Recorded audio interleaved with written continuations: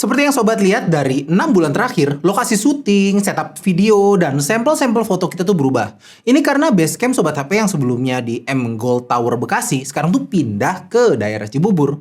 Walaupun sebenarnya tempat ini termasuk aman ya. Ada di komplek perumahan, deket sama ini lagi, pusat security satu perumahan lagi. Cuman kita tuh ngerasa biar lebih aman lagi ya tentu harus dipasangin CCTV. Sekarang brand HP tuh udah jualan juga ya security kamera karena ya part of ekosistem gitu.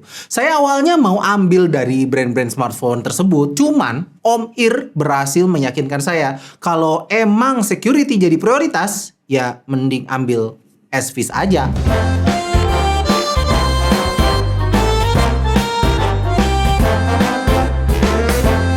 Om Ir milih brand SVIS ini karena dia tuh emang pakai ini tuh buat di rumahnya.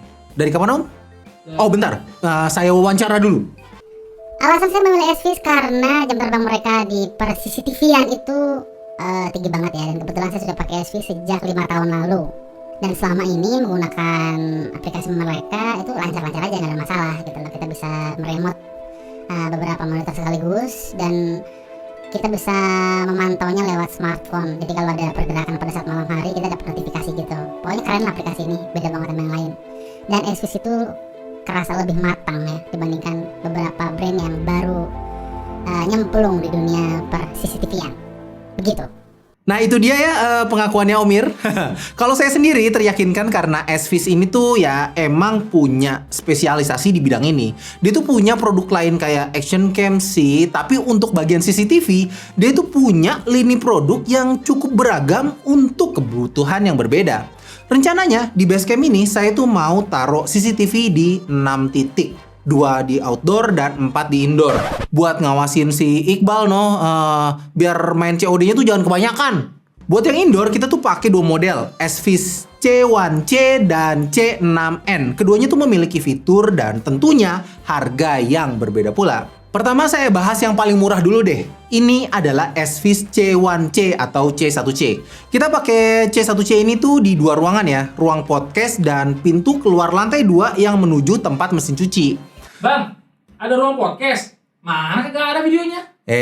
Yang penting itu kita miliki ruang podcast dulu. Oh, gitu. Kalau udah memiliki, baru deh bisa punya podcastnya beneran. Oh, gitu. Nggak kayak situ. Hah? Apa? Ya belum memiliki tapi sudah punya orang. Udah orangnya nonton nanti. Oke, balik lagi bahas si C1C ini. Ruang podcast sama pintu keluar lantai 2 itu bukanlah lokasi yang butuh keamanan ekstra lah. Paling buat ya lihat situasi ruang podcast yang saat ini tuh jadi tempat nongkrongnya anak-anak. Dan kalau di atas buat ngawasin selasar lantai 2 aja karena ya si Nobi tuh senengnya main ke atas. Jadi kita pakai kamera yang ya nggak perlu aneh-aneh lah. Stay aja gitu. Resolusinya juga cukup oke, yaitu Full HD. Untuk sampelnya bisa sobat lihat sekarang ya. Lumayan kan? Dan yang saya suka itu adalah adanya fitur two-way talk-nya. Jadi kalau kita lagi di ruang editing, saya tuh bisa manggil Iqbal pakai kamera ini yang Iqbalnya tuh lagi nongkrong di ruang podcast gitu. Habis dia main COD mulu, buset dah. Saya netcut nanti biarin komputernya ya. Biar dia main T-Rex loncat-loncat aja di Google Chrome. Si C1C ini juga support infrared night vision sampai 12 meter dan wide angle juga. Jadi buat di ruang podcast atau lantai 2 ini tuh udah cukup memenuhi kebutuhan lah. Kamera kedua yang kita pakai adalah SVIS C6N. Ini kita pakai di ruang utama dan ruang editing. Kenapa kita pakai C6N ini adalah karena ruang editing itu cukup sempit. Jadi dia tuh butuh kamera yang bisa tengok kiri kanan gitu. Bahkan bisa atas bawah juga gitu. Bisa muter 360 dia. Mungkin bentar lagi kickflip. C6N itu sebenarnya juga bisa ditaruh di kamar tidur. Dia tuh ada mode sleepnya. Jadi biar privasi juga terjaga lah. C6N ini kita taruh di ruang utama juga karena dia itu ada fitur smart tracking. Jadi kalau ada orang lewat atau bahkan kucing lewat, kita tuh bisa lihat tingkah lakunya pas tengah malam. Fitur infrared night vision dan two-way talk juga ada. Jadi pas tengah malam ya saya dan Omir tuh bisa ngeprank yang ada di Basecamp gitu. Nyalain suara ketawanya Mbah Kunti. bisa situ ya? Bisa. Juara satu cosplay Kunti lu. Waduh. Ada Kunti buncit. Ya. Kunti penagih. Bikin segmentasi baru ya? Udah. Oh iya. Kerja lagi. Bapak. Kamera ketiga yang kita pakai adalah SVIS C3N. Ini kita taruh di belakang atas, takutnya ada yang masuk lewat tembok belakang. Karena dia tuh ada fitur AI person detection-nya. Jadi bisa di set auto ngerekam kalau ada manusia yang terdeteksi.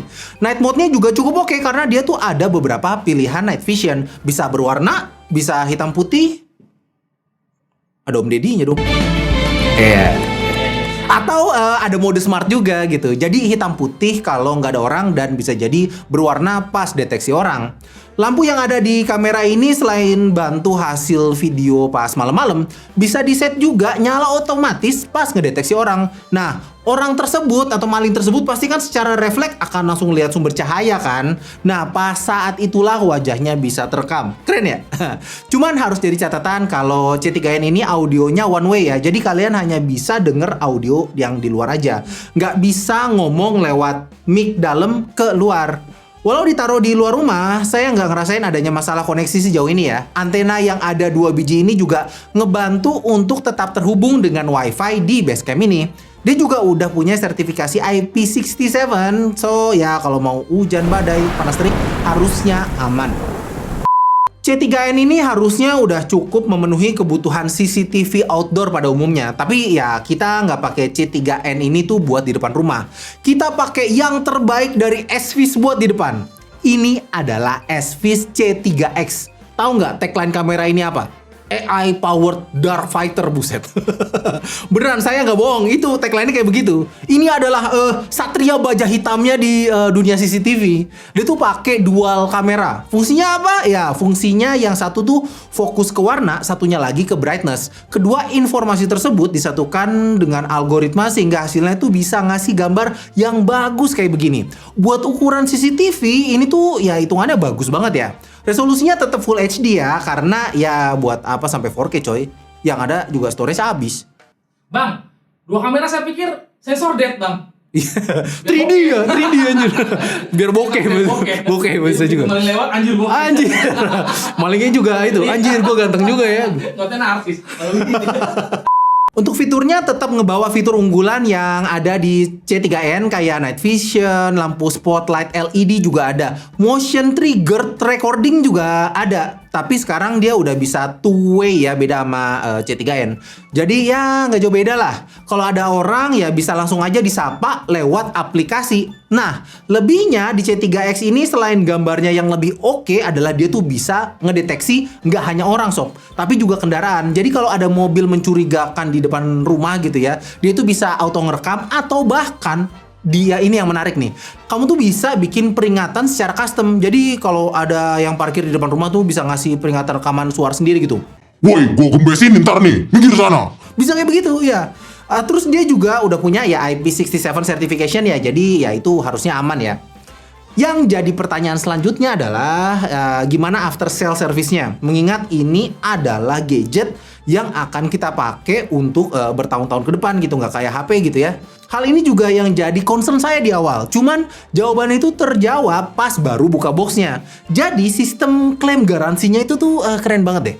Jadi buat klaim tinggal buka website vclink.id, terus kamu masukin nomor serial produk kamu yang nempel di CCTV-nya. Terus klik klaim, masukin data diri dan kasih tahu rusaknya kenapa gitu. Selanjutnya tinggal pilih aja mau ngirim ke service center yang mana, print alamat service centernya dan ya paketin aja gitu. Memenuhi kaedah protokol kesehatan, kagak ngantri, dan saya lebih suka sistem seperti ini. 2020 kok masih ngider-ngider cari alamat service center?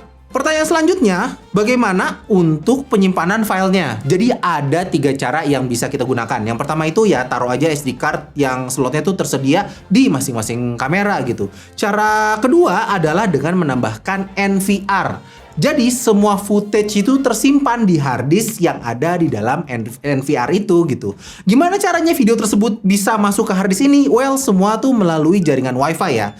Cara ketiga, dan saya merekomendasikan demi keamanan, adalah penyimpanan cloud. SVC ini ada layanan cloud dan penyimpanannya itu nggak dibatasin sama ukuran file video ya, melainkan berdasarkan hari. Ada yang 7 hari ke belakang dan ada juga yang 30 hari ke belakang.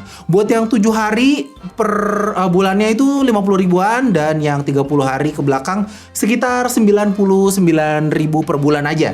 Buat saya ini lebih aman karena yang namanya hard disk itu fisik gitu, itu tuh bisa fail kapan aja. Tapi kalau kita sih pakai tiga-tiganya ya biar super aman gitu. Boros. Kami suka kemewahan. Jalan ninjaku. Instalasinya juga super simple sih, nggak harus datengin tukang, semua tuh bisa lah dikerjain sendiri. Tinggal bikin akun, konekin ke kameranya, dan udah. Lebih mudah daripada rakit PC. Contohnya yang C1C aja, dia tuh punya magnet yang bisa ditempel di tempat yang ada besinya gitu. Dan kalau mau tambahin NVR kayak kita ini nih, dan mau tampilin kayak TV gini, cuman ngikutin aja tahapan yang ada di petunjuknya. Kita aja pas masang tuh kaget kok, oh ternyata sesimpel ini ya. Well, overall sejauh ini saya puas dan menurut saya kunci utamanya ada di variasi produk, fitur dari produk itu sendiri, dan cloud storage. Kalau saya lagi nggak bawa HP atau tablet yang terhubung sama aplikasinya, saya tuh bisa akses melalui browser juga. Jadi buat saya SVC ini tuh buat keamanan sudah menceklis semua ekspektasi saya. Kalau mau beli silahkan, link ke official store-nya di Shopee udah saya taruh di deskripsi. Menurut saya ini barang bagus dan sejauh ini kami puas. Sekian dari Moldy out. Udah. Nungguin ya.